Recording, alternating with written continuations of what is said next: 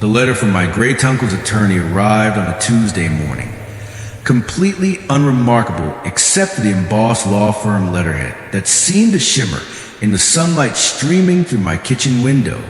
I'd only met Uncle Bernard twice in my life. Once at a family reunion when I was 7, and again at my father's funeral when I was 19. He was a family eccentric, the one who disappeared into the mountains of North Carolina decades ago and rarely spoke to anyone. Now, apparently, he'd left me everything. Ms. Harper, I understand this comes as a surprise, Attorney Gerald Whitmore said during our first phone call that afternoon. His voice carried the smooth, measured tone of someone who delivered shocking news many times before. Your great-uncle's estate consists primarily of land, approximately 1,200 acres in the Blue Ridge foothills. There's also the original farmhouse, though I should warn you it needs considerable work. I sat down heavily on my couch, my mind reeling. 1,200 acres? I don't even know what to do with that much land. Well, there is one complication, Whitmore continued, and I could hear papers rustling on his end. About 15 years ago, a residential development called Whispering Pines was built on what the developers believed was adjacent county land. However, recent surveys conducted for your uncle's estate have revealed that the entire development, all 47 homes, was actually built on your great-uncle's property. My mouth went dry. I'm sorry, what? The development is on your land, Ms. Harper. The county records were incorrect, and the title company failed to catch the discrepancy. Your great-uncle discovered this about 3 years ago, but was pursuing legal action when he passed. The entire Whispering Pines HOA is, legally speaking, trespassing on your property.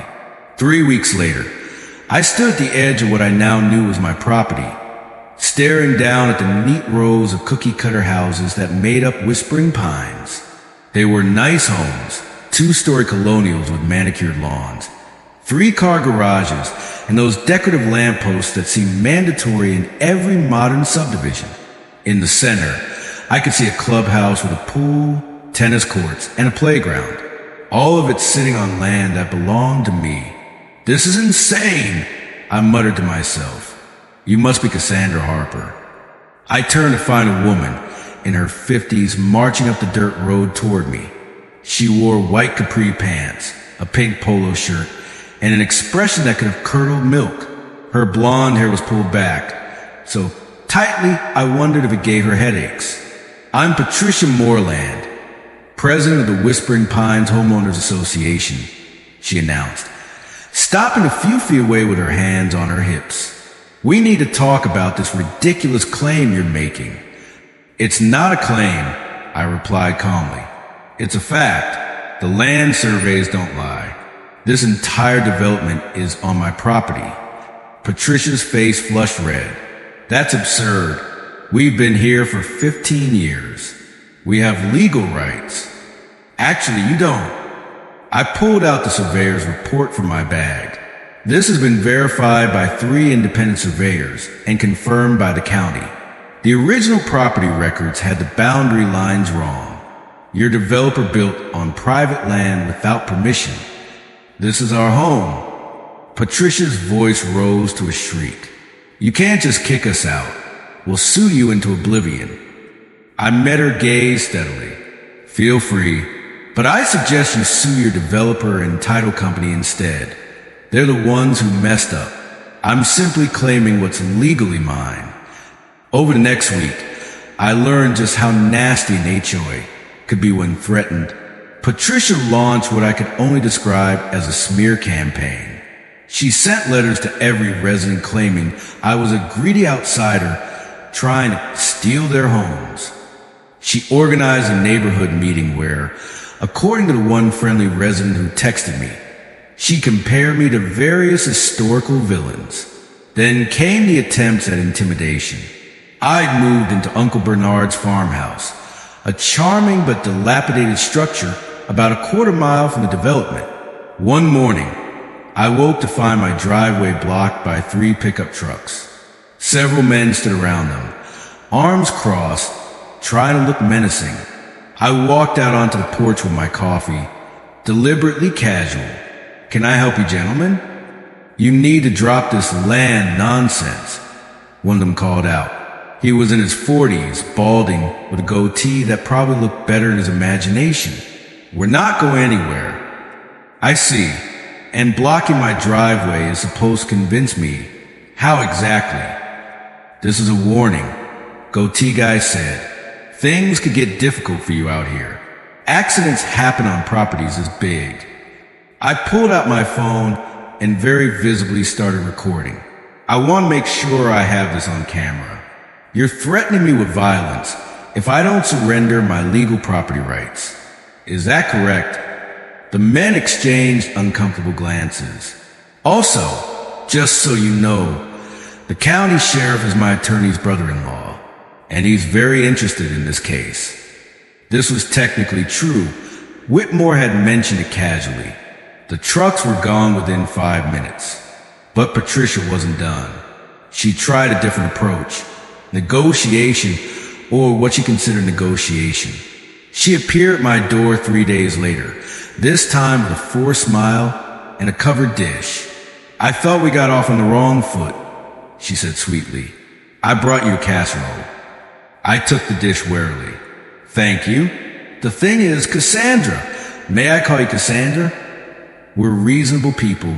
We understand you have legal ownership, technically, but surely we can work something out. The HOA is prepared to offer you $50,000 to quitclaim the land to us." I almost laughed. $50,000? For 1,200 acres of prime real estate with an entire development on it. "Well, what do you want then?" The sweetness was already evaporating from her voice. "I want what's mine," I said simply, "and I want compensation for 15 years of unauthorized use of my property." Patricia's mask dropped completely. "You're making a huge mistake. We have lawyers. We have resources. We'll tie you up in court for years." "Go ahead," I said. "My attorney is working on contingency because he knows this is an open-end shut case. How much will your HOA spend on legal fees before your members turn on you?" I closed the door on her sputtering outrage. The breakthrough came from an unexpected source. A man named Robert Chun, one of the Whispering Pines residents, knocked on my door a few days later. Unlike Patricia, he looked genuinely worried rather than angry. "Ms. Harper, I'm a real estate attorney," he said, "not representing the HOA. This is personal. I've reviewed the surveys and the property records. Your claim is ironclad." "I know. Right. So, I've been talking to some of the other residents, the ones Patricia doesn't control. We want to negotiate a real solution, not the insulting offer she made." I invited him in, and we talked for 2 hours. The settlement took 3 months to finalize. It turned out that Patricia and her inner circle of 4 other board members had known about Uncle Bernard's lawsuit years ago, but had hidden it from the general membership, gambling that he died before it concluded. They bet wrong when the other residents learned the truth.